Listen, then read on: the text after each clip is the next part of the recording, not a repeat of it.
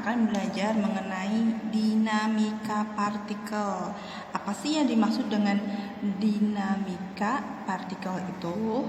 Nah, sebelumnya kita akan belajar dulu tentang hukum yang mendasari dinamika partikel, yaitu adalah hukum Newton. Nah, hukum Newton di sini itu ada 3 anak-anak.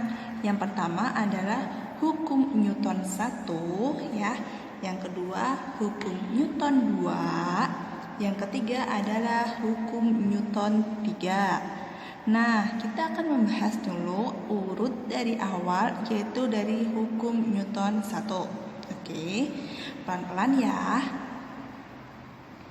Yang pertama, hukum Newton 1 itu memiliki rumus, yaitu yang pertama itu rumusnya adalah sigma F sama dengan 0. Kita ketahui F adalah force atau gaya, maka gayanya adalah 0. Misalnya ini ada sebuah balok, ini ditarik ke sini 20 Newton, kemudian ditarik ke sana, di sini adalah 20 Newton. Maka balok di sini adalah diam. Ini merupakan penerapan dari hukum Newton 1 karena dia diam.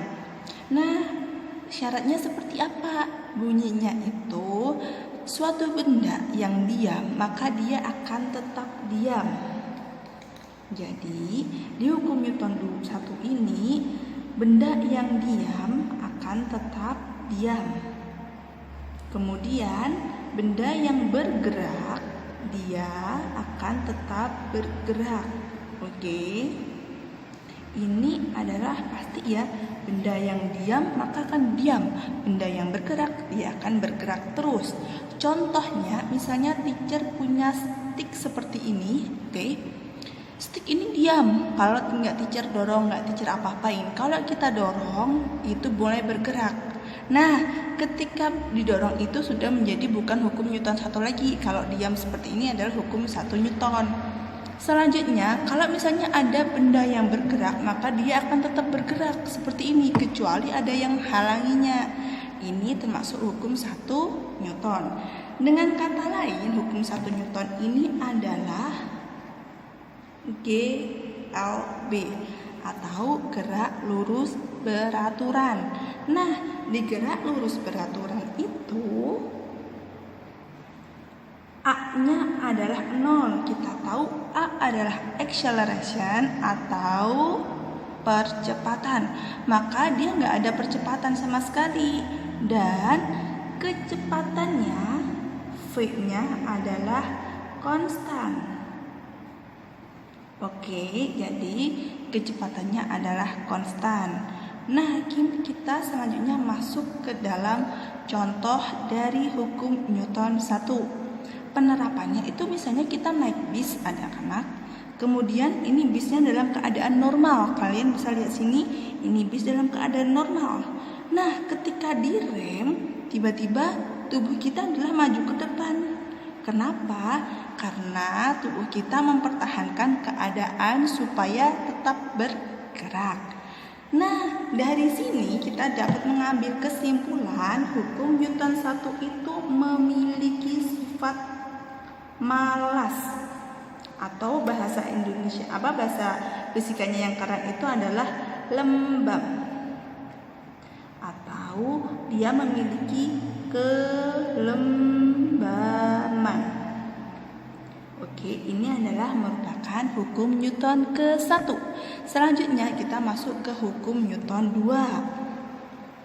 Nah, di hukum Newton 2 itu rumusnya yang pertama adalah sigma F ya. Ini kenapa? Jadi sigma F ini seperti ini ya. Itu sama dengan MA. Jadi dia memiliki percepatan.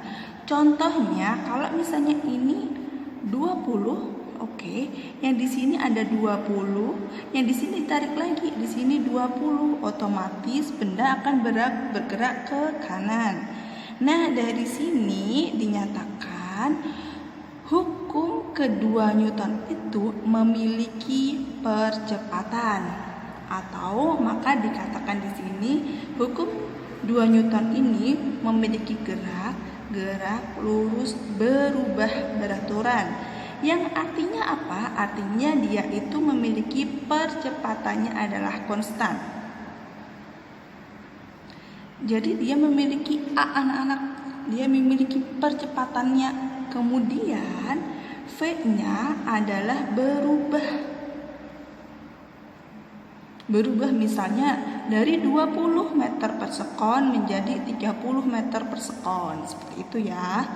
Nah, Ibu contohnya gimana yang hukum 2 Newton? Hukum 2 Newton ini contohnya seperti ini. Misalnya sebuah mobil mulai melaju dari keadaan diam.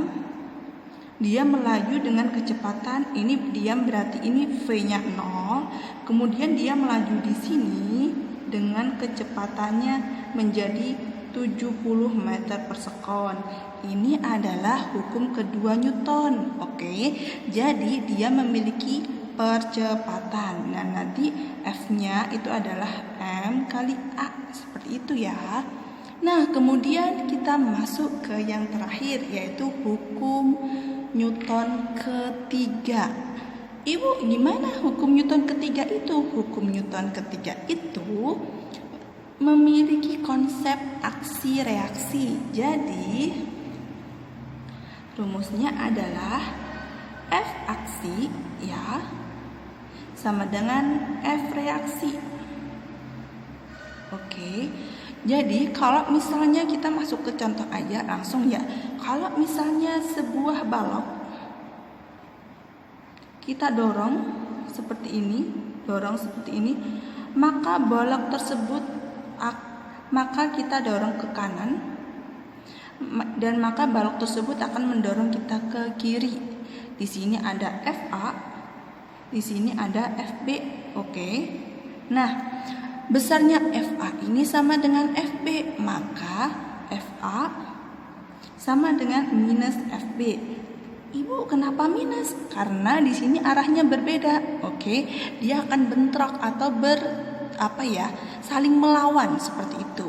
Nah, dari sini kemudian karena besarnya sama, bisa dikatakan FA sama dengan min FA. Oke, atau F aksi sama dengan minus F reaksi. Contohnya apa? Contohnya itu adalah tembok. Ini adalah tembok. Kemudian ini adalah orang yang mendorong tembok atau memukul tembok. Dia akan mendorong ke sini dan tidak terasa tembok itu akan mendorong kita ke arah sini, maka dia akan memiliki aksi reaksi. Contoh yang lain itu seperti orang yang berenang dan sebagainya. Nah, ini merupakan hukum ke-1, 2, dan ke-3 Newton.